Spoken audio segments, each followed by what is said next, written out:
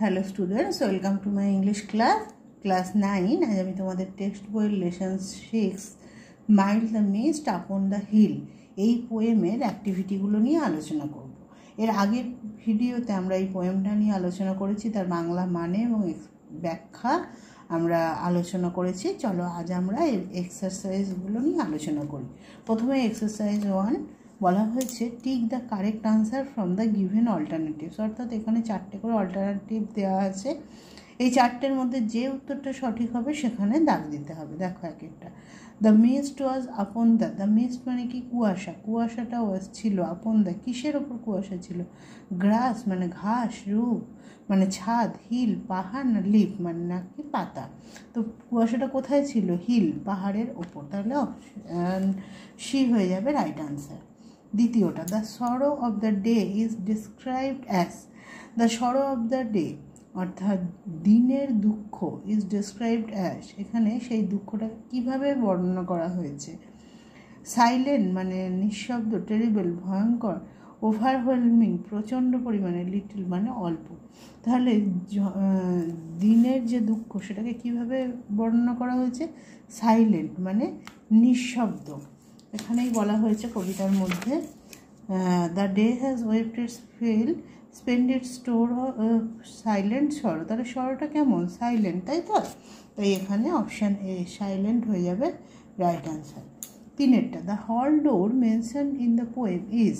The hall door হল ঘরের দরজা, মেনশন ইন দ্য পোয়েম এই যে কবিতায় যে হল ঘরের দরজার কথা বলা হয়েছে সেটা কেমন? দরজাটা নিউ নতুন, লার্জ মানে বড়, ব্রোকেন মানে ভাঙা, নাকি ওল্ড মানে পুরনো? তাহলে এই দরজাটা কীরকম বলা হয়েছে? ওল্ড, তাই তো? এখানে দেখো অ্যান্ড নিয়ার দ্য ওল্ড হল ডোর, এই যে হলঘরের ডোরটা তাহলে কেমন? ওল্ড। তাহলে অপশান ডি হয়ে যাবে রাইট আনসার। এরপরে চারটা, the poet watches the cloudy. কবি লক্ষ্য করছেন ক্লাউডি মানে মেঘাচ্ছন্ন, কীটা লক্ষ্য করছেন? মর্নিং সকাল, নাকি ইভিনিং, নাকি সন্ধ্যা, না আফটারনুন, না নাইট মানে বিকাল, না রাত্রি? তাহলে মেঘাচ্ছন্ন কোন জিনিসটাকে লক্ষ্য করছেন? Evening, cloudy evening. Option B হয়ে যাবে রাইট আনসার। এরপর পাঁচেরটা, the colour of the mist is. Colour মানে রং, অফ দ্য মিস্ট মানে কুয়াশা, কুয়াশার রংটা কেমন বলে বলা হচ্ছে? গ্রে মানে ধূসর, হোয়াইট মানে সাদা, ইয়েলো মানে হলুদ, নাকি ব্লু মানে নীল? তাহলে কি কুয়াশার কথা বলা হয়েছে? ব্লু বা নীল কুয়াশা। তাহলে অপশান ডি হয়ে যাবে রাইট আনসার। এরপরে ছয়টা, the damp stands on the. Damp মানে আর্দ্রতাটা, আর্দ্রতাটা কোথায় লেগে আছে? ওয়াল মানে দেওয়াল, ফ্লোর মানে মেঝে, বুশ মানে হচ্ছে ঝোপঝাড়, নাকি গ্রাস মানে ঘাস? তাহলে আর্দ্রতাটা কোথায় লেগে আছে? ঘাসের গায়ে। তাই অপশান ডি হয়ে যাবে রাইট আনসার। এরপর exercise 2, answer the following questions within 25 ওয়ার্ডস, অর্থাৎ 25টি শব্দের মধ্যে এই প্রশ্নগুলির উত্তর দাও।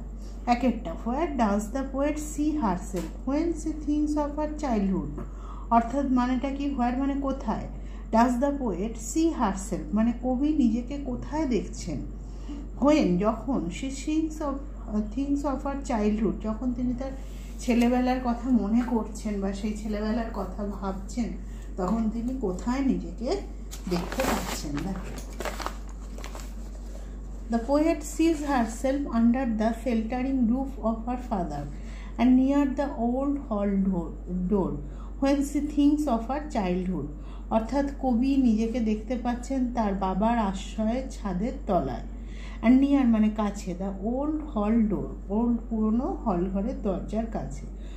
কখন দেখতে পাচ্ছেন? হোয়েন মানে যখন, she thinks of her childhood যখন তিনি তার ছোটোবেলার কথা ভাবছেন। এরপরে দ্বিতীয়টা, what did the poet watch on the cloudy evening. What did the poet কি কবি কি ওয়াচ মানে লক্ষ্য করছেন on the cloudy evening. Cloud evening মানে মেঘাচ্ছন্ন সন্ধ্যা, মেঘাচ্ছন্ন সন্ধ্যায় কবি কি লক্ষ্য করছেন? যেহেতু ডিড আছে তাই আমি পাস্ট টেন্সে লিখেছি এটা। দ্য পোয়েট ওয়াচড কবি লক্ষ্য করছেন the blue and sweet mist of summer that covered the horizons mountain chain on the cloudy evening. অর্থাৎ কবি লক্ষ্য করেছিলেন দ্য ব্লু মানে নীল অ্যান্ড সুইট মানে মিষ্টি, মিষ্টি মানে কুয়াশা, নীল মিষ্টি কুয়াশা কোথায়, অফ সামার মানে গ্রীষ্ম, অর্থাৎ গ্রীষ্মের নীল মিষ্টি কুয়াশা।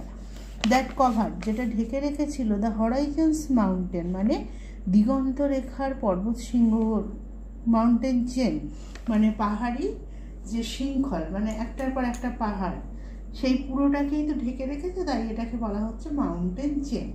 দিগন্তের যে মাউন্টেন চেন সেটাকে ঢেকে রেখেছে অন দ্য ক্লাউডি ইভিনিং, সেই মেঘাচ্ছন্ন সন্ধ্যায়। এরপরে এক্সারসাইজ 3। এক্সারসাইজ 3-তে কি বলা হচ্ছে, identify the following sentences as simple, compound and complex. এই নিচের সেন্টেন্সগুলো সিম্পল মানে সরল, কমপ্লেক্স মানে জটিল, নাকি কম্পাউন্ড মানে যৌগিক, কমপ্লেক্স মানে জটিল, কম্পাউন্ড মানে যৌগিক, সেটা আইডেন্টিফাই করতে হবে। তো সেটা আইডেন্টিফাই করতে গেলে আমি একবার খুব সংক্ষেপে এই 3টি বাক্য সম্পর্কে বলছি। আমরা আগে তো সেন্টেন্সের অর্থগত দিক থেকে বাক্য যে 5 প্রকার সেটা পড়েছি। আজ আমরা দেখব গঠনগত দিক থেকে, অর্থাৎ সেন্টেন্সটা কিভাবে তৈরি হচ্ছে সেই গঠনগত দিক থেকে সেন্টেন্সকে আমরা 3 ভাগে ভাগ করব। সিম্পল সেন্টেন্স, যেটার বাংলা হচ্ছে সরল বাক্য। কমপ্লেক্স সেন্টেন্স, আর একটা কি কমপ্লেক্স সেন্টেন্স বা জটিল বাক্য, এবং একটা কি কম্পাউন্ড সেন্টেন্স বা যৌগিক বাক্য। তো সিম্পল সেন্টেন্স কাকে বলে আমরা তো আইডেন্টিফাই করব, তাহলে সেটা আমাকে আইডেন্টিফাই করতে হবে যে সিম্পল সেন্টেন্স আমি কীভাবে চিনব না, যে সেন্টেন্সে একটা মাত্র ফাইনাইট ভার্ব, একটি মাত্র ফাইনাইট ভার্ব থাকবে, আর কোনো ফাইনাইট ভার্ব থাকবে না, সেটা হচ্ছে সিম্পল সেন্টেন্স। যেমন উই আর লার্নিং ইংলিশ, আমরা ইংরেজি শিখছি, এখানে আর লার্নিং এটাই হচ্ছে ফাইনাইট ভার্ব, একটাই ফাইনাইট ভার্ব আর লার্নিং। এবার কি কমপ্লেক্স সেন্টেন্স বা জটিল বাক্য, যখন আমাদের বাক্যের মধ্যে একটা প্রিন্সিপাল ক্লজ এবং একটা সাবঅর্ডিনেট ক্লজ থাকবে, বা একাধিক সাবঅর্ডিনেট ক্লজও থাকতে পারে, একটা প্রিন্সিপাল এবং একটা সাবঅর্ডিনেট ক্লজ থাকতে পারে, তখন সেটা হচ্ছে কমপ্লেক্স সেন্টেন্স বা জটিল বাক্য। দেখো, the boy who is reading is my brother, ছেলেটি যে পড়ছে সে হচ্ছে আমার ব্রাদার বা ভাই। এখানে দেখো 2টি সেন্টেন্স আছে, 2টি ক্লজ আছে, who is reading are the boy is my brother. এটা এই যে হু ইজ রিডিং এটা হচ্ছে সাবঅর্ডিনেট ক্লজ, এ কিন্তু the boy is my brother এই প্রিন্সিপাল ক্লজের উপর নির্ভর করে, না হলে দেখো এই সাবঅর্ডিনেট ক্লজের কিন্তু নিজস্ব কোনো অস্তিত্ব নেই। তাহলে এই ধরনের এই যে পুরো বাক্য এটাকে বলা হবে কমপ্লেক্স সেন্টেন্স, অর্থাৎ যে সেন্টেন্সে একটি প্রিন্সিপাল ক্লজ, আমি এখানে দেখালাম একটি প্রিন্সিপাল ক্লজ একটি সাবঅর্ডিনেট ক্লজ, তো প্রিন্সিপাল ক্লজ একের বেশিও প্রিন্সিপাল ক্লজ একটাই হবে, কিন্তু সাবঅর্ডিনেট ক্লজ এক বা একাধিক হতে পারে, সেই ধরনের বাক্যকে আমরা বলবো কমপ্লেক্স সেন্টেন্স। এরপরে কম্পাউন্ড সেন্টেন্স বা যৌগিক বাক্য, অর্থাৎ সেক্ষেত্রে 2টি বা 3টি প্রিন্সিপাল ক্লজ এবং সেগুলো অ্যান্ড, বাট ইত্যাদি কনজাংশন দ্বারা যুক্ত হবে। যেমন আমি এই সেন্টেন্সটাই যদি লিখি, আমরা এই লিখব the boy is my brother, ছেলেটি হয় আমার ভাই, অ্যান্ড হি ইজ রিডিং,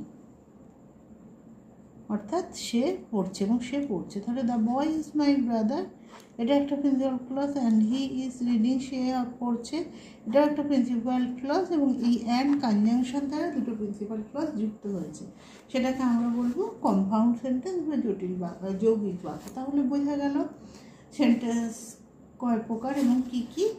চলো এবার আমরা এগুলো আইডেন্টিফাই করি। যে কোনটা সিম্পল, কোনটা কমপ্লেক্স, কোনটা কম্পাউন্ড। প্রথমেই দেখো, he is too short to climb the wall. সে এতটাই ছোট যে দেওয়ালে চড়তে পারে না। এখানে দেখো একটাই কিন্তু ফাইনাইট ভার্ব আমরা দেখতে পাচ্ছি, ইজ, আর কোনো ফাইনাইট ভার্ব নেই। তাহলে যখন একটি মাত্র ফাইনাইট ভার্ব থাকে কোনো বাক্যে বা সেন্টেন্সে, সেই বাক্য বা সেন্টেন্সটাকে আমরা কি বলি? সিম্পল সেন্টেন্স বা সরল বাক্য। তাহলে এটা প্রথমেরটা সিম্পল সেন্টেন্স হয়ে যাবে। দ্বিতীয়টা, the sky was blue and the sun শোন ব্রাইট। আকাশ পরিষ্কার ছিল এবং সূর্য উজ্জ্বল আলো দিয়েছিল। দ্য স্কাই ওয়াজ ব্লু, এটা একটা ক্লজ। এটা কী ক্লজ? Principal clause. আকাশ নীল ছিল। দ্য সান শোন ব্রাইট, সূর্য উজ্জ্বলভাবে আলো দিয়েছিল, এটাও প্রিন্সিপাল ক্লজ। এবং এই দুই প্রিন্সিপাল ক্লজের মধ্যে অ্যান্ড এই কনজাংশন আছে। তাহলে এটা কি বাক্য হবে? তাহলে এটা হবে কম্পাউন্ড সেন্টেন্স বা জটিল যৌগিক বাক্য। তাহলে দেখো কম্পাউন্ড, এটা হলো কম্পাউন্ড। 3 নম্বরটা, the old man who lived in a village believed that the earth was flat. The old man, বৃদ্ধ লোকটি, who lived in a village, এটা একটা subordinate clause. The old man believed, বিশ্বাস করত, that the earth was flat, যে পৃথিবীটি হয় গোল, এটাও একটি সাবঅর্ডিনেট ক্লজ। তাহলে দ্য ওল্ড ম্যান বিলিভড, এটা হচ্ছে প্রিন্সিপাল ক্লজ। এবং এখানে দুটি সাবঅর্ডিনেট ক্লজ। আমি বললাম পড়ানোর সময় যে কমপ্লেক্স সেন্টেন্সের মধ্যে এক বা একাধিক সাবঅর্ডিনেট ক্লজ থাকতে পারে। তাহলে এখানে বোঝা যাচ্ছে যে এটি কমপ্লেক্স সেন্টেন্স, যেহেতু এখানে একটি মাত্র প্রিন্সিপাল ক্লজ এবং এক বা একাধিক সাবঅর্ডিনেট ক্লজ আছে, তাই আমরা এটাকে তাহলে কি সেন্টেন্স লিখব? Complex sentence. 4টা, living a job midway is not a good practice. তো এখানে একটাই ফাইনাইট ভার্ব দেখছি, ইজ। তাহলে এটা কি হবে? সিম্পল সেন্টেন্স বা সরল বাক্য। 5টা, last week I met a friend who gave me a bag which is brown in colour. তাহলে last week I met a friend, এটা হচ্ছে principal clause. Who gave me a bag, যে আমাকে একটি ব্যাগ দিয়েছিল, এটা subordinate clause. Which is brown in colour, যেটা বাদামি রঙের, তাহলে এটাও হচ্ছে সাবঅর্ডিনেট ক্লজ। তাহলে একটি মাত্র প্রিন্সিপাল ক্লজ এবং এক বা একাধিক সাবঅর্ডিনেট ক্লজ আছে। তাহলে সেই সেন্টেন্সকে আমরা কি বলবো? সেটাকে আমরা বলবো কমপ্লেক্স সেন্টেন্স। তাহলে আশা করি বোঝা গেল। এরপরে দেখো এক্সারসাইজ 4। এক্সারসাইজ 4-এ কি বলা হয়েছে? ডু অ্যাজ ডাইরেক্টেড, যেমন নির্দেশ দেওয়া আছে সেভাবে করি। 1টা, the question was so easy that everyone could answer it, change into a simple sentence. এটা কিন্তু সো আবার দ্যাট আছে, তাহলে এটা কমপ্লেক্স সেন্টেন্স হয়ে গেছে। আমাদেরকে এটাকে সিম্পলে নিয়ে যেতে হবে। এটা একটা নির্দিষ্ট নিয়ম আছে। The question was so, so এর জায়গা TOO টু, আর দ্যাট এভরিওয়ান কুড আনসারের জায়গা TO2 বসাতে হবে। তাহলে কী হবে? দ্য কোশ্চেন ওয়াজ টু, এটা easy, too easy to answer it. দ্বিতীয়টা, a friend in need is a friend in need, এটাকে কমপ্লেক্স সেন্টেন্সে বা জটিল বাক্যে নিয়ে যেতে হবে। বিপদের বন্ধুই বা প্রয়োজনের বন্ধুই আসল বন্ধু। তাহলে কী হবে? A friend who is in need is a friend in need, যে বিপদের সময় যাকে পাওয়া যায়। তাহলে কী হবে? A friend who is in need, comma দিয়ে, is a friend in need. 3টা, pollution is one of the most severe threats to our beautiful planet, change into a compound sentence. দূষণ হচ্ছে আমাদের পৃথিবীর একটা অন্যতম, আমাদের এই সুন্দর পৃথিবীর একটা অন্যতম বড় থ্রেটস, মানে বিপদ। তাহলে এটাকে আমাদের কম্পাউন্ড সেন্টেন্স, অর্থাৎ দুটোই প্রিন্সিপাল ক্লজ হবে, অ্যান্ড বা বার দিয়ে যুক্ত হবে। তাহলে কী হবে? আওয়ার প্ল্যানেট ইজ বিউটিফুল, আমাদের পৃথিবী সুন্দর, বাট কিন্তু pollution is one of the most severe threats to you. 4টা, ডু অর ডাই, করো অথবা মরো, কমপ্লেক্স সেন্টেন্স। এখানে দেখো যে অর দেওয়া আছে অথবা দেওয়া আছে, তাহলে এটা কম্পাউন্ডে আছে, আমাদেরকে কমপ্লেক্সে বা জটিলে নিয়ে যেতে হবে। তাহলে কী হবে? If you do not do, ইফটা অবশ্যই সামনে বসাতে হবে। If you do not do, যদি তুমি না করো কমা দিয়ে ইউ ডাই, তুমি মরবে। তাহলে কথাটার অর্থ, এই ধরনের সেন্টেন্স যখন চেঞ্জ করা হবে তখন অবশ্যই তার অর্থটা আমাদের ভালো করে বুঝে নিতে হবে। তাহলে যদি তুমি না করো, if you do not do comma you die, তুমি মরবে। 5এরটা, he was confused and stopped working, সে কনফিউজড হয়ে গিয়েছিল, হতভম্ব হয়ে গিয়েছিল, অ্যান্ড স্টপড ওয়ার্কিং, এবং লেখা থামিয়ে দিয়েছিল। এটাকে কী করতে হবে? সিম্পল সেন্টেন্স, সরল বাক্যে একটা ফাইনাইট ভার্ব আনতে হবে, আর এই অ্যান্ড দিয়ে যুক্ত হবে না। সেক্ষেত্রে তাহলে কী হবে না, কনফিউজড হয়ে, হতবাক হয়ে, হি স্টপড রাইটিং, সে লেখা থামিয়ে দিয়েছিল। দেখো, বিইং কনফিউজড অর্থাৎ হতবাক হয়ে, হি স্টপড ওয়ার্কিং, সে লেখা থামিয়ে দিয়েছিল, সে কাজ থামিয়ে দিয়েছিল। Being confused he stopped working. এরপরে এক্সারসাইজ 5, এক্সারসাইজ 5 কি বলেছে? Write a letter within 100 words two the headmaster or headmistress of your school seeking leave of 2 days for the purpose of attending the marriage ceremony of your elder sister। অর্থাৎ 100 শব্দের মধ্যে headmaster মশাই বা হেডমিস্ট্রেসকে একটি চিঠি লিখতে হবে যে তুমি তোমার বড় দিদির বিয়ে অ্যাটেন্ড করার জন্য 2 দিনের ছুটি চাইছো। দেখো, টু দ্য হেডমাস্টার আর headmistress, ABC school, Rampur, Hooghly. Subject leave of absence অর্থাৎ অনুপস্থিতির ছুটি। Sir madam, with due respect comma I beg to state that, আমি এটা বলতে চাইছি যে আই কমা দিয়ে নিজের নাম, student of class 9 comma section 8 comma roll number 8, am a student, am a regular student of your school, আপনার স্কুলের একজন নিয়মিত ছাত্রী বা ছাত্র যাই হোক। But I shall not be able to attend school from এত টু এত, কিন্তু আমি স্কুলে অ্যাটেন্ড করতে পারবো না এত তারিখ থেকে এত তারিখ, অ্যাজ যেহেতু, I shall be busy at home, যেহেতু আমি বাড়িতে ব্যস্ত থাকবো, on the occasion of marriage ceremony of my elder sister, আমার বড় দিদির বিয়ে উপলক্ষে আমি বাড়িতে ব্যস্ত থাকবো। দেখো পরের para, so I request you kindly grant my leave of absence for those days, তাই আমি আপনাকে অনুরোধ জানাচ্ছি দয়া করে আমার এই অনুপস্থিতির ছুটি মঞ্জুর করার জন্য, এই 2 দিনগুলির অনুপস্থিতির ছুটি মঞ্জুর করার জন্য। I hope you will keep my request and oblige me very much, আমি আশা করি আপনি আমার অনুরোধ রাখবেন এবং আমাকে বাধিত করবেন। ইয়োর্স ফেথফুলি, থ্যাংকিং ইউ বলে যে জায়গায় তুমি থাকো সেই অ্যাড্রেস সংক্ষেপে এবং ডেট, এখানে ইয়োর্স ফেথফুলি বলে তোমার নাম। এরপরে দেখো এক্সারসাইজ 6 কি বলছে? Suppose you had bought a book from a book store, মনে করো তুমি বইয়ের দোকান থেকে একটা বই কিনেছিলে।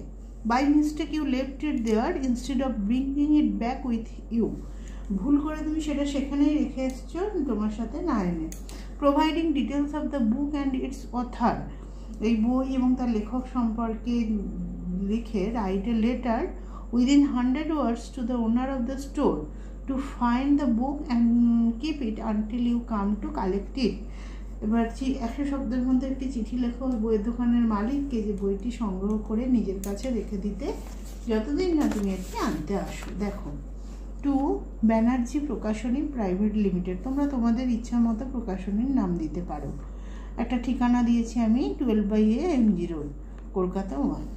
Subject new book left behind after purchasing, নতুন বই ছেড়ে এসেছি কেনার পরে। Sir, this is to inform you that I comma দিয়ে নিজের নাম, এ রেসিডেন্ট অফ ড্যাশ মানে জায়গা, যে জায়গায় বাসস্থান যেখানে তুমি থাকো, আর এখানে নাম।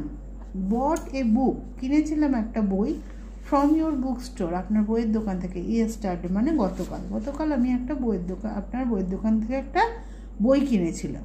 The book entitled the jungle book was in green cover written by J.K. Rowling, এই বইটা যার নাম হলো জাঙ্গল বুক, এটা ছিল সবুজ রঙের কভারে J.K. রাউলিংয়ের লেখা। It is the 9th edition of the book, এটি বইয়ের 9তম সংস্করণ। বাট আনফর্চুনেটলি, কিন্তু দুর্ভাগ্যবশত I left it there in your book store after purchasing at ₹1000। কিন্তু আমি এটা আপনার বুক স্টোরেই 1000 টাকা দিয়ে কেনার পরে ফেলে এসেছি। The cash memo is with me, cash মেমোটা আমার কাছে আছে। The loss of the book has cost me a great deal of anxiety, এই বইটা হারানোয় আমি খুব উদ্বেগের মধ্যে আছি। দেয়ারফর আই রিকোয়েস্ট ইউ, তাই আমি আপনাকে অনুরোধ করছি টু কালেক্ট দ্য বুক, বইটা সংগ্রহ করতে, and keep it safely with you, আপনার কাছে এটা নিরাপদে রেখে দিতে, until I come and take it, যতদিন না আমি আসি এবং এটা নিই।